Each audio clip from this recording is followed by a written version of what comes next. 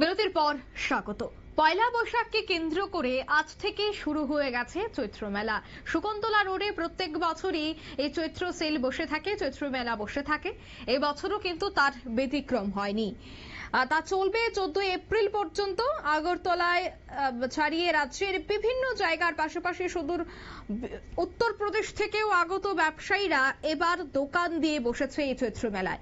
উত্তরপ্রদেশ থেকে আসা জনৈক ব্যবসায়ী তিনি জানালেন যে এবার নিয়ে তিনি দ্বিতীয়বার চৈত্র মেলায় আসায় গত বছরের ব্যবসা ভালোই হয়েছিল, এবছরও তিনি আশা করছেন ব্যবসা ভালো হবে।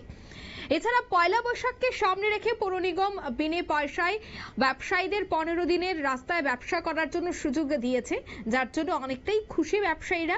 তবে পয়লা বৈশাখকে কেন্দ্র করে শকুন্তলা রোড এলাকায় আজ থেকে যে চৈত্র মেলা শুরু হয়েছে, যা চলবে 14 তারিখ পর্যন্ত, তাকে কেন্দ্র করে কিন্তু এখন থেকে শুরু হয়ে যাবে ক্রেতা বিক্রেতাদের উপচে পড়া ভিড়।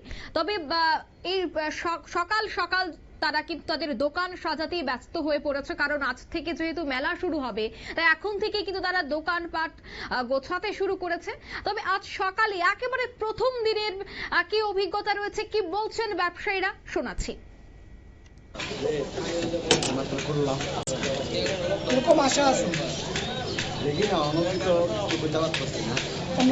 এইবার প্রথম নাকি আগে এসছে? আগে ছিল, কিরকম হতো মোটামুটি সাথে অনেক আছে দাদা, কিন্তু ভাগ্যে কি আছে না আছে বলতে পারছি না। কিসের দোকান? কিসের দোকান?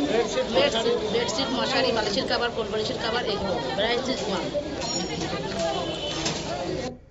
আপনারা শুনলেন বিক্রেতাদের বক্তব্য। তারা কিন্তু বিগত দুদিন যাবত তাদের দোকান আগরতলা পৌর নিগমের পক্ষ থেকে ভাগ করে দেওয়ার পর নিজেদের জায়গায় দোকান সাজাতে ব্যস্ত ছিল। তবে আজ থেকে যেহেতু মেলা শুরু হয়ে যাবে, তাই সকাল থেকেই কিন্তু দেখা যাচ্ছে বিক্রেতাদের দৌড়ঝাঁপ এবং তারা ব্যস্ত হয়ে পড়েছে তাদের দোকান গোছাবার জন্য এবং বিভিন্ন সেল নিয়ে হাজির হয়েছে।